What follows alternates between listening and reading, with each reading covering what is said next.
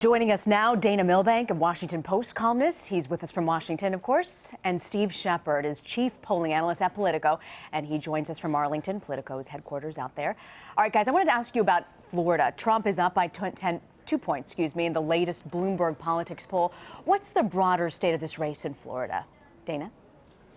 That's actually a bit unusual, this poll. The average had Hillary Clinton up, I think, 4 points or so. Obviously, it's very close there. And the significance of Florida is, while Clinton has many paths to electoral victory, Trump has no path to electoral victory that doesn't include Florida. So if he doesn't win there, he doesn't win, period, which raises the question of why he's over opening up his hotel at the old post office in Washington, D.C., where he'll be lucky to get 5% of the popular vote. Dana, I want to get to that in just a moment. But, Steve, I want to ask you about this lead. It's expanded 7 points among independent or likely voters in Florida. Obama won independents by 3 points in 2012. How important is this particular independent segment for Clinton?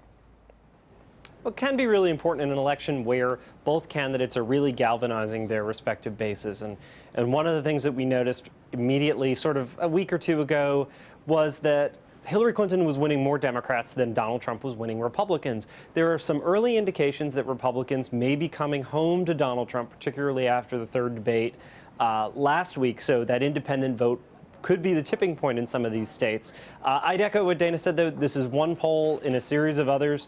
It has Donald Trump up by 1 point in the initial matchup just against Hillary Clinton. It expands another point with the third-party candidates. Overall, most of the polls show Hillary Clinton ahead by 2, 3, 4 points. We have to wait and see if this is a sign of a change down there. I'd also add that roughly a quarter of Florida voters have already cast their ballots in this race because of early voting. And those numbers look more encouraging for Democrats thus far, even compared to 2012 when Barack Obama carried the state by a very narrow margin. Yeah, in fact, Dana, that was something that Republicans were always better at doing, getting that early vote out in a state like Florida. As Steve is pointing out, Democrats have been able to sort of make up some of that lost ground that they may have lost in 2012. But I want to ask you, Dana, about the time that Donald Trump spent this morning, not, as you pointed out, in a battleground state, but opening up this new hotel in Washington.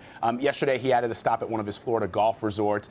And he told the New York Times that these Trump-branded events are a way of showing the efficiencies he might bring to the government. I've seen his surrogates saying, look, Donald Trump builds things, and this is how he's going to rebuild the economy and rebuild America. But I wonder if voters are actually buying that argument. I mean, everybody knows that Donald Trump is a builder. Well, I was at the event at the old post office this morning, and he said his theme for the day is 5 words, under budget and ahead of schedule, which turned out to actually be 6 words, but possibly he's deported one of the prepositions or the conjunction or something in there. But yes, he's trying to make the argument that, well, he runs good hotels. He'll run the country very well. He very explicitly said that. It does also, however, give the appearance that it looks highly unlikely that he's going to be elected on November 8th. It gives the impression he's trying to shore up his businesses, that he's using some of the spotlight that's on him now to bring a press corps of 300 people, dozens of cameras, to see them boast about their new hotel property, which I will freely admit is a very fine place. Yeah, but Steve, and Dana, too, if you want to jump in on this, I mean, the reality is that there have been people who have in the past said that Donald Trump got into this race because he wanted to build up his brand. On the other hand, we've heard recent interviews that have just been released where he talks about wanting to win and that he's a fighter. And that's the most important thing to him is winning. He loves to fight. He actually even praised Hillary Clinton in the second debate, saying that one of the things, if he can find one thing to admire about her, is that he likes to fight. So do you think that, Dana, that this is a question of him really thinking, look, I may have lost this election, but I will win on the branding side? Or is this just a thing that he does and he knows that being there at this event is going to, at least with his supporters, prove that he's the kind of builder he wants to present himself as? Well, if you listen to his voice and watch his body language, he seems subdued. He's talking quietly. He's not projecting the kind of winning candidate he had been earlier in the campaign. He has, assuming he loses, or either way, really, he has a very difficult branding task ahead. We've seen a large fall off in people who are going to his hotels, his golf courses, other properties. The brand has a certain amount amount of a taint now, and it's unclear how quickly and what must be done to get that back. Of course, there's a bigger priority for the entire country right now, and there actually is a presidential election before we get on to worrying about Donald Trump's bottom line. Steve, I want to ask you, though, meanwhile, he sent Governor Pence to campaign in Utah, a red state that might actually be in jeopardy for Trump. How do we get to this point? Well, in Utah, you have a unique circumstance with Evan McMullin, the Utah-born Mormon Republican-turned-independent candidate, on the ballot there, and he is gaining traction in that one state, though he's only on the ballot in fewer than a dozen states across the country. I think, as Dana mentioned, it's difficult to imagine any path for Donald Trump without 29 electoral votes out of Florida. Well, if he loses 6 electoral votes in Utah to Evan McMullin or to Hillary Clinton because the Republican vote is divided, that makes the path even more uphill. So Mike Pence is a much better messenger to the conservative, in a lot of cases, Mormon voters of Utah than Donald Trump is. They view Donald Trump very negatively, more negatively than they view Hillary Clinton, according to the polls, which is really astounding for such a Republican state. There's really no path without the 6 electoral votes there. He needs to win then another swing state on top of the ones that he already needs to run the table among to compete. So keeping those voters home, bringing those Republican voters home is absolutely essential. It is kind of crazy to think, though, 13 days before Election Day, we're talking about Republicans needing to campaign in Utah to hold those electoral votes. Dana, let's turn to the challenges facing Hillary Clinton. She's dealing with a new WikiLeaks flap, an email that seems to contradict President Obama's account to CBS News some time ago that he first learned of the private server through media reports. Right now, you've got this email where Clinton aide Cheryl Mills writes, "We need to clean this up." What does that exchange reveal?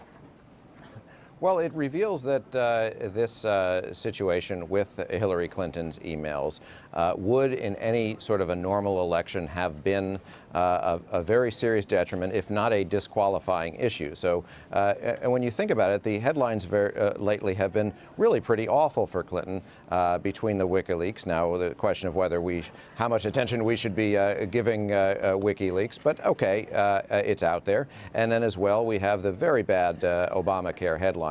It's really amazing that is not the dominant theme of this election in politics right now. She seems to have weathered the email scandal. Certainly this latest bit isn't helpful, does not seem to be changing the trajectory, though. I want to ask you what's buzzing on social media. Donald Trump praised, of course, campaign ally Newt Gingrich in his interview last night, again, with Fox's Megyn Kelly. Let's listen to a bite from that. As a media story, we don't get to say the 10 women are lying. We have to cover that story, sir. Sure. Okay, so it's worth 23 minutes of the 3 networks to cover that story. And Hillary Clinton, in a secret speech in Brazil to a bank that pays her $225,000, saying her dream is an open border where 600 million people could come to America. That's not worth covering. That is worth when you covering. want to go back through the tapes of your show recently, you are fascinated with sex and you don't care about public policy. Me? Now, that's Really? what I get out of watching you tonight. You know what, Mr. Speaker? I'm not fascinated by sex, but I am fascinated by the protection of women and understanding what we're getting in the Oval Office. Attacking the media when it doesn't work for you, Dana. And their biggest media ally, the biggest media ally of the campaign, Fox. I mean, what do you guys make of that?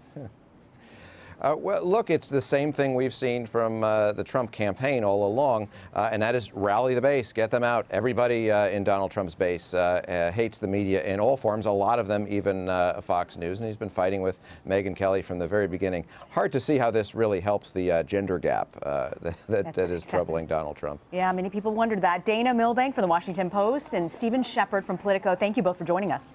My pleasure.